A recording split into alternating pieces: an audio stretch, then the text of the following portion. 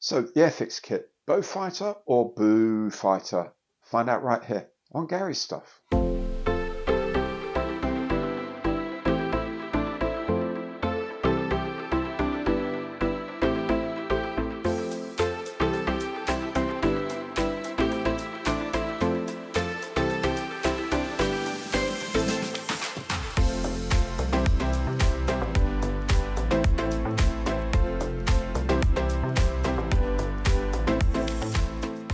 Hi there, I'm Gary, welcome to my channel, and welcome back if you've been here before. Today I am indeed building the Bristol Beaufighter TF10 in 1/72nd scale from AIRFIX. Now, if you are thinking about getting one and you want to know what you get in the box, then there's already a companion box opening video for you to go through. If you've got one and you want to know how to put it together, this is the video for you. If you enjoy the show, and I hope you do, please remember, Imperial thumbs up on the like button below. And if you haven't done so yet, subscribe to the channel, hit that bell, and you'll be notified of all my future videos as they are released. And of course, if you want a bit more concrete support, then you can do that through Super Thanks by becoming a channel member or through any of my online affiliate programs, one of which is the AIRFIX affiliate program. Click on the link, go to AIRFIX's online store, buy anything you like, and no extra cost to you. AIRFIX will donate some money to this channel, and you still get your 10% discount for being a club member, and you will still catch your hobby reward points if you're doing that as well. So everyone's a winner. Right, enough of all of that. There's a lot to do. Let's crack on with building this Bristol Beaufighter in 1/72nd scale from AIRFIX. Right, start of a new build, always the exciting bit. So first of all, we're putting these spars in. The front spar fits in here, and the rear spar fits in there. So bits of extra thin cement to bind them in place. In the back of the cockpit is the support for the navigator, gunner's chair, wherever he is. That clicks into place. Again, a little bit of extra thin cement, and that will be set in place nicely. I'm going to put these side pieces in now. They fit. It's difficult to hold this and hold it for the camera. There we go. Fit in there like that. So okay, see, fit in with this tab here, and then here you can see they fit in against the side wall like that. One on each side. I'm doing it now because I want to spray the whole lot green. I want to do the interior green. I want to do the bottom of the cockpit green before the seats go on. Yeah, so then the whole lot can be spray green in one go. I can then touch up a bit of colour on the instruments here, do a bit of dry brushing, and everything will look grand. So what I've been doing here is I've painted this up in a darker blue, and now I'm just going to add a few sort of highlights of pale blue, and the slightly paler blue anyway, not too pale because I don't look too much of a contrast. But essentially this just brings in highlights, and they make the colour stand up a bit more. So you can see how the colour sort of stands up a bit more, and it looks like there's sort of folds in the cloth and the folds of the darker piece. You can keep doing it. You can add another layer of shadow, or you can add another layer of highlight, up to you really. But I'm going to leave it just like this. It's two-tone effect, and it's the same with everything else. So the Mae West, you put down a medium brown, like an earth brown, and then you put on the yellow as highlights on that. With his shirt, probably a medium blue, and then a very pale blue. His tie's going to be black, and the straps are just going to do in linen. Helmet in sort of a leather, so dark brown and then a lighter brown, just as highlights. The same with the boots as well. Skin is going to be a brownish background, then flesh on top for most of it, and then highlights, just a couple of highlights in a pale flesh. But anyway, I'll show you that in a bit. Right, so as you can see, pretty much everything here is in a really dark colour. So we're going to now go over the highlights with the spot colours that we want. So flesh, we're going to brighten up the, do a bit of highlighting on here, on the leatherwork and here as well. Put some bits of wool at the top there for his sheepskin flying boots. Mae West are going to put some yellow on, and we're going to put in some linen for the straps. And let's see what that happens then. So that's pretty much what we end up with. Not a bad little character.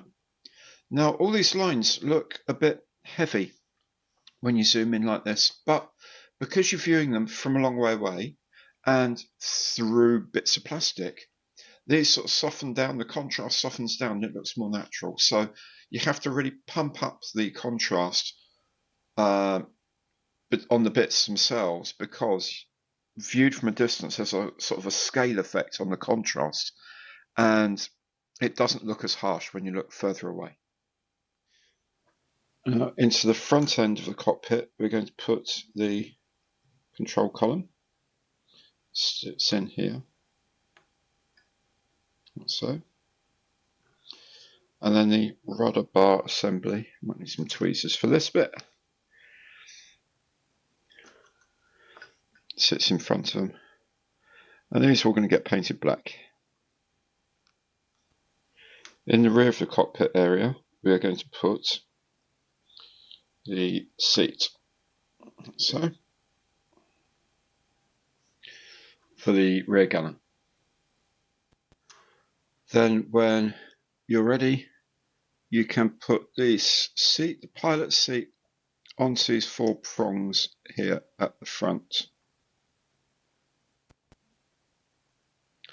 Like so. And finally my crew members can go in. The pilot at the front, wireless operator, air gunner at the back. Notice I've made him a flight sergeant. And that's essentially the cockpit interior parts completed. Now we just need to do the top half of the aircraft and also put the tail wheel in. So now we have to put the undercarriage leg in, the rear tail undercarriage. You can have it into position retracted or down, obviously, because I always do my planes on the ground. I think I always do. I think I have always done. Gear down. Don't know why. I think probably because it gives as many options as I can. To my lovely viewers. Right, so that's in there. We'll just glue that in. Now the instrument panel, I've painted the backing black and I have put the instrument decal on. Now this can then just go into place at the front here, like so. And you'll see I've also painted the side panels here with some black and then just dry brushed a little bit of white on top just to give it a bit of texture. Now at this point, unusually perhaps, the 2 halves of the aircraft can be fitted together. We are just going to do the alignment first. Make sure everything's in place. One thing that was a bit tricky is getting this tail wheel in proper alignment, but it is there now. So those parts will go together, those halves will go together. Well, the big problem is you've got a massive great big hole in the bottom here, so that's not going to help. So what we'll do is we'll tape up the tail first, and then just tape along the top of the rest of the fuselage and tape up the nose and see how we go with that. Now, while the fuselage is drying, I can get on by doing a few other things like starting to make the wings. And first thing I need to do there is to drill some 1mm holes in the wings for the rockets. Now just these two holes here are the ones you need to drill out. We also need to drill out these 4 holes if we're using either the torpedo or what I think so, it's either a fuel pod or a radar pod. I think it's a fuel pod. I'm going to be putting the torpedo on, so I want these here. These larger 2mm holes are for use if you're using a stand. So if you've not got anything under the aircraft, you can use these two. And if you have got a torpedo or that fuel tank on, then you can use either side, here or here. Then once you've got the holes in the wings for the rockets, if you're going to use them, then the ring really just sort of clips together. There's nothing else to go inside, so it just clips together, and I can't get it to clip together. Let's line it up. There we go. There we go. So that's like that. That's on there. That goes in there. All that lines up. This lines up. You can see the bottom skin doesn't go as far as the completely to the end, which is nice. It means we haven't got trying to get that join here completely flat, which is nice. And yeah, there we go. So that's all there. We'll just tape this up, clamp it up, and extra thin cement all round.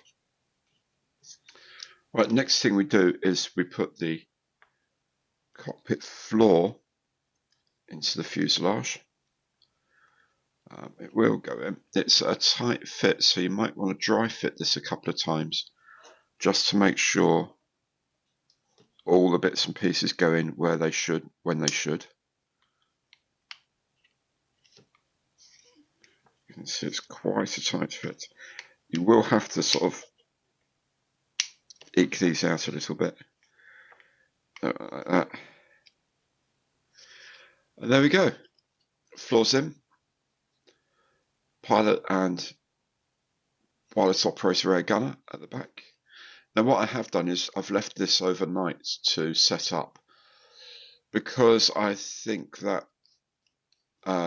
putting these in can put quite a strain on these joints. If they're fresh, they'll come undone, I think, or they won't sit straight. So I've let that set up properly overnight, and then the base can go in, and it's looking good. I have to say it's looking good. And then when that's set, the base plate for the fuselage goes in and just gets glued into place. The ailerons are slot into the wings like so.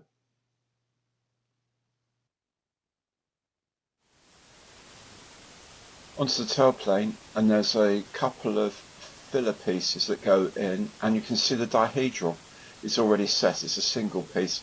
The dihedral is very pronounced. Quite why these come as separate pieces, I'm not sure, but they do.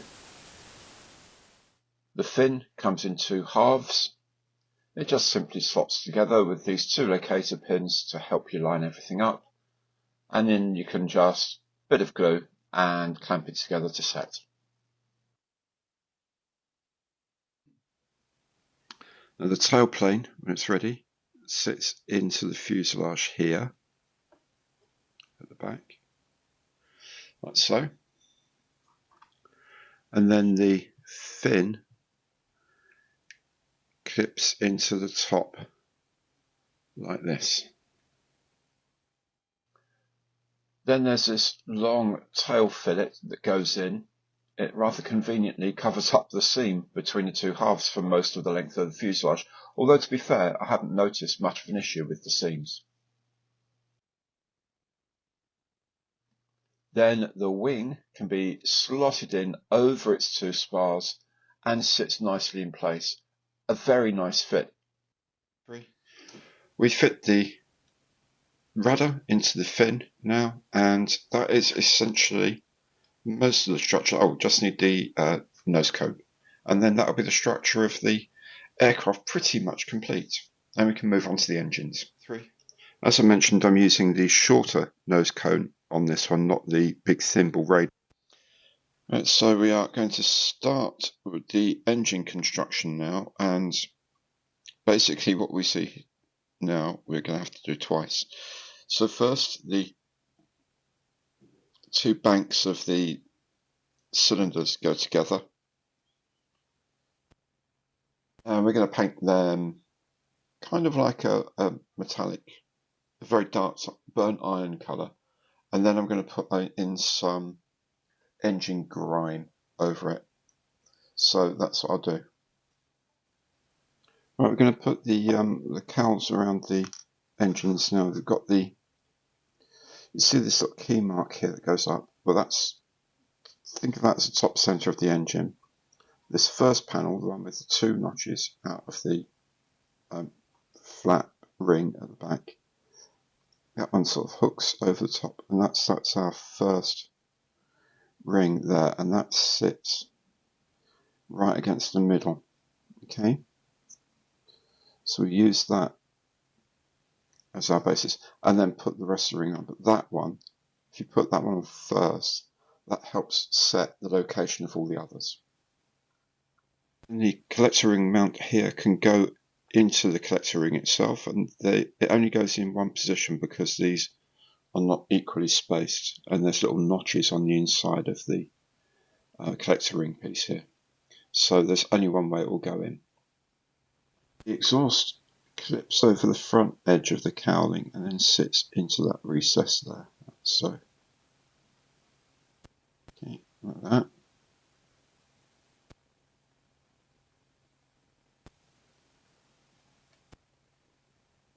And the collector ring snips in like so and lines up with it, like that. And the engine could go on the front of the nacelle using that key to line it up with the top, like so. The air intakes come in two halves each. You just stick them together and then slot them into place on the top of the engine, like so. Right, let's slot this rear gun into place. It sits in a slot that runs along the spine of the plane on the inside, like that. With the gun painted, I can slip over the cover, like so. Here on the wings there are these air inlets that need to go on, like so. Just tap of glue and they'll be done. You'll notice here I've put the transparent part on here for the lights. I put some chrome marker on the inside to be a reflector on the plastic, on the basic, the grey plastic. Then I've put the clear plastic on top, and I've put some mask over it as well. On the very back of the undercarriage nacelle and engine nacelle are these little things. I'm going to call them fuel dumps.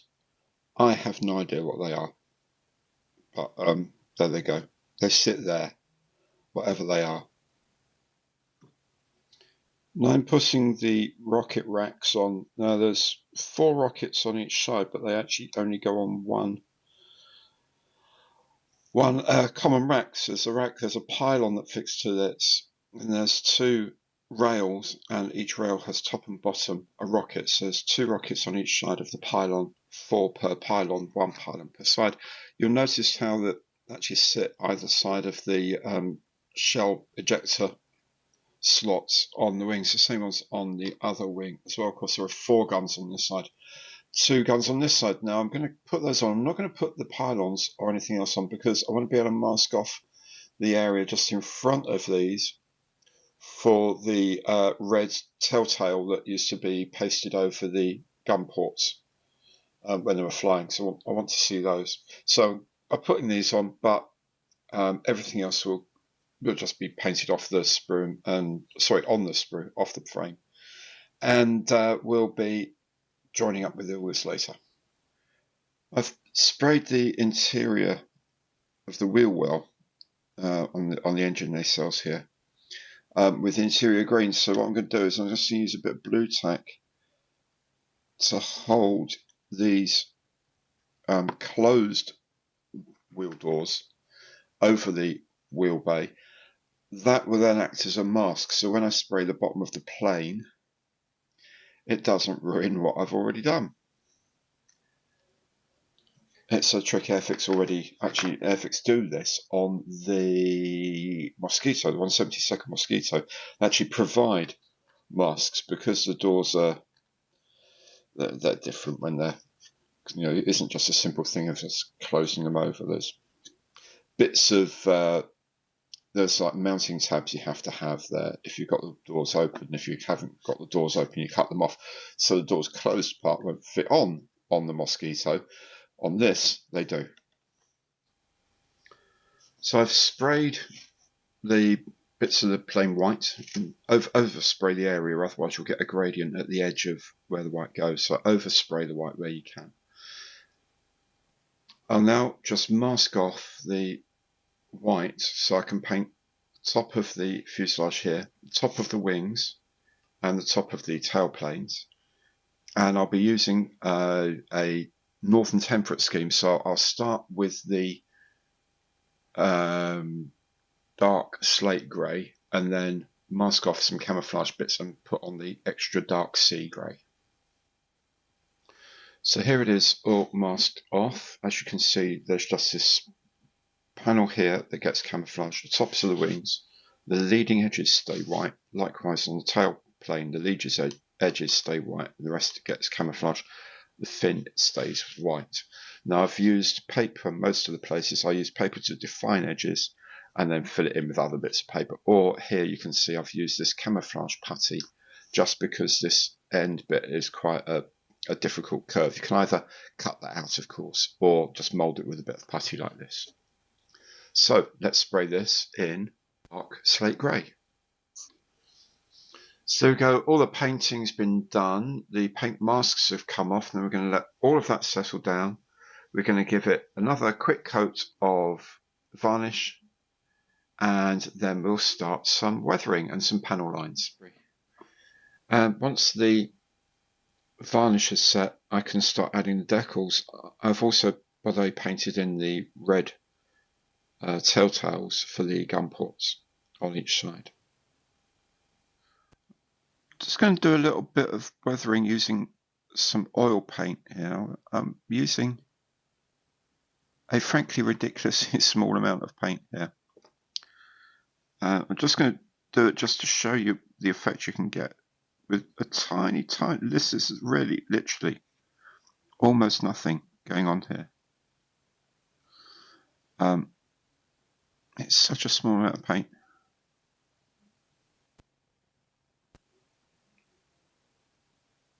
Okay, that's enough to begin with.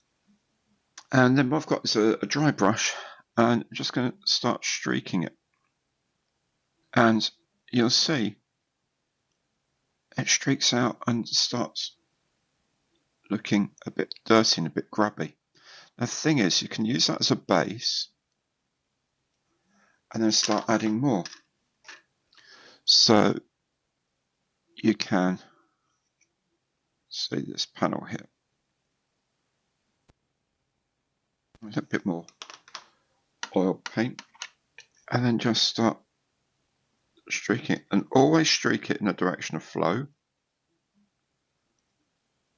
and just build it up and build it up and build it up.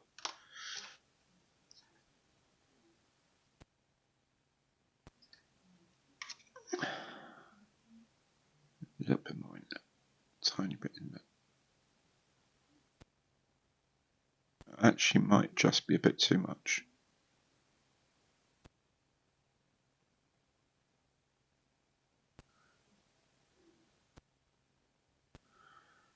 If we just also put tiny dots where these bolts are, these fittings are. Okay, so now we start very, very gently again. So straight away you start getting that flow of the streaking. That's lovely. It's just such a lovely effect. And you can build that up and build that up and build that up. And if it goes too far, because we've varnished, we just take a little bit of white spirit or something and just take it off. Anyway, just go around the plane, just giving it a bit of wash now and again, you know, bits of weathering here and there, just as much as you want. I'm doing quite a lot on this only because I did want this to look like a plane that had done some service, rather than a plane that's just come straight out of the paint shop. So I'm putting in bits of paint on all of these little rivets and stuff like that.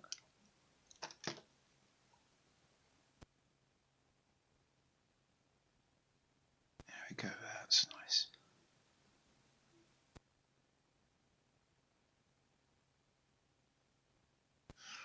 But you just got to build it up, and don't do too much at once. Don't sort of rush to get it all done, because if you rush, then you'll mess it up.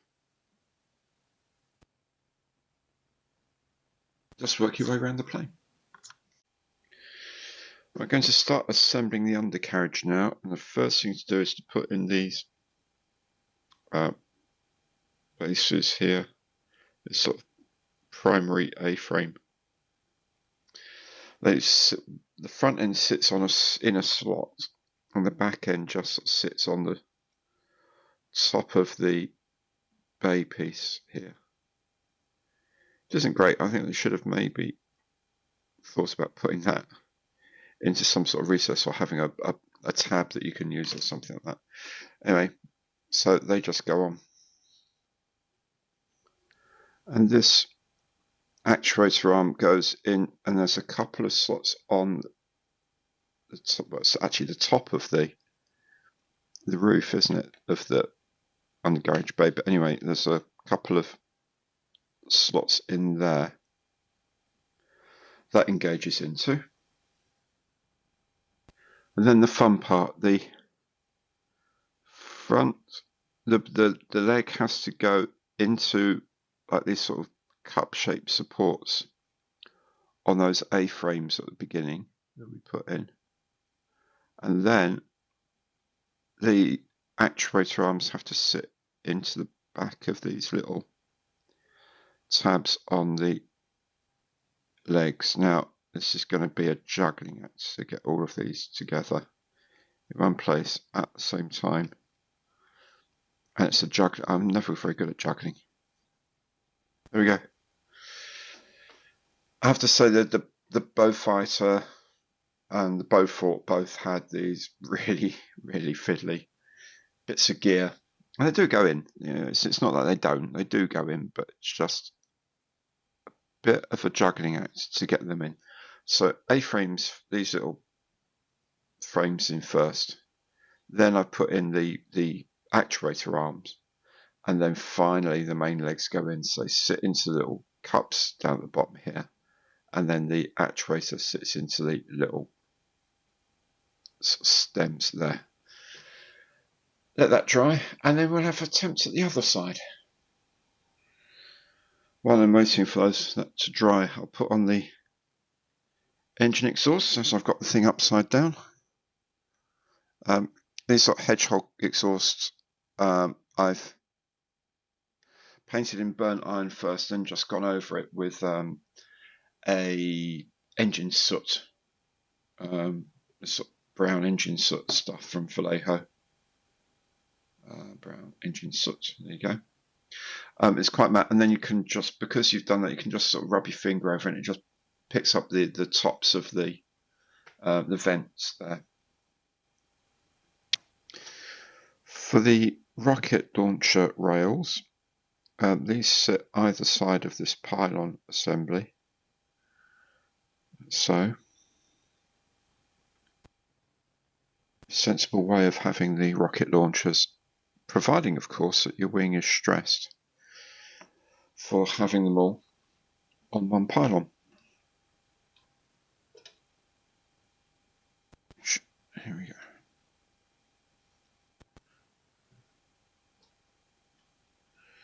Okay, so just make sure they're all pushed on like so. And then the rockets sit top and bottom on each rail, and then the whole rail sits on the bottom of the aircraft. And so the last thing I'm going to put underneath for the moment is the fuel tank. Now, I was originally going to put a torpedo here, but because I've also got the rockets, I don't think the Beaufighter would carry a torpedo and 8 rockets as well. But maybe they would, maybe they wouldn't. I don't know, but I don't think they would. So I've put a fuel tank on it. Anyway, it needs a fuel tank. It's a long-range aircraft. So I've got the fuel tank on. The doors are here. The undercarriage doors. These just slot in, but there's like a ridge on the door that sits into against the opening for the wheel bay here, and there's like posts that hold it up. And then the rockets just sit on their pylon and straight onto the wing. For the propellers, we've got this axle thing that the front support goes through there, and then that goes into the back of the propeller. Now, the idea is that this bit here, this bit here doesn't get glued to the other pieces, but it does get glued to the plane, so therefore your props return. I'm not bothered by any of that at all, so I'm just going to glue it all together. Then when the propellers are set, they just go straight into the front of the engine, like so.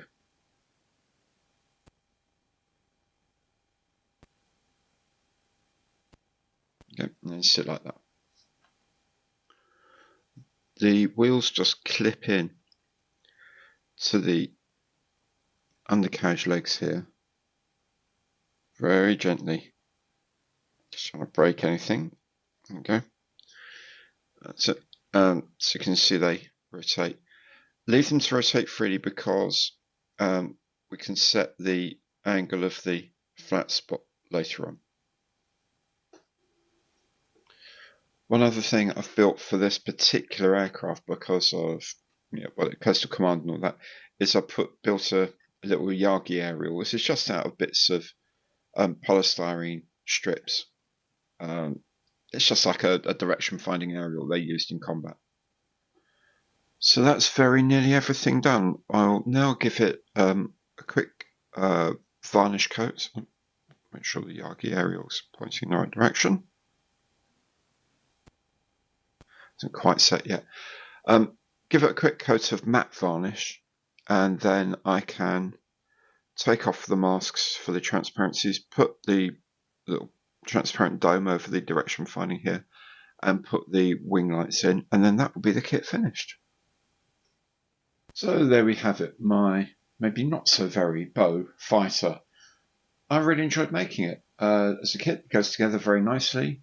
There's no major fit issues anywhere. I didn't have any problems adapting bits and pieces, adding things. The paint job went together nicely. The panel lines were very helpful in terms of getting some quite extreme weathering going on. Altogether, I really enjoyed making this kit, and I think you would too. So that's it, the AIRFIX Beaufighter. So there it is. It's a cute little thing, and it's a lot of stuff to do, as you found out. It's a lot of variety, lots of different things we can play with. I enjoyed doing the weathering. I enjoyed making the little Yagi aerial. I enjoyed the Coastal Command scheme, which isn't a box scheme, but yeah, you can get decals for it. I think it's a lovely kit. I think it assembles really well.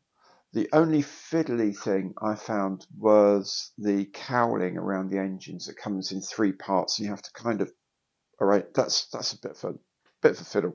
But there's a way around it, as I showed you. Everything else just is lovely. The crew figures are really nice, even if they're identical twins. And there's a lot of variation. If you buy the box of this, I've put on the Perspex cover to the directional finding, even though on the box it's a hard piece, a solid piece. That's included. I've gone for the snub nose, not the thimble nose, because I wanted this particular mark with the Yagi aerial. The thimble nose is included. I've gone with the longer tail fillet because it's a slightly later aircraft. The original tail fillet is in the box. So if you buy one of these, you've got all the parts you need to make an earlier one with a torpedo, with the original 4x4 racks of rockets. Everything's there.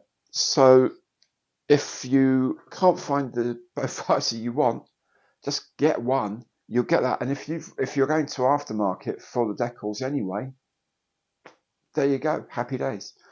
I really enjoyed making it. Hope you enjoyed watching me make it. If you did, please remember, Imperial thumbs up on the like button below. And if you haven't done so yet, please do subscribe to the channel, hit the bell, and you'll be notified of all my future videos as they turn up. Anyway, thank you so much for watching this, and I hope to see you again very soon. Take very good care now. Goodbye.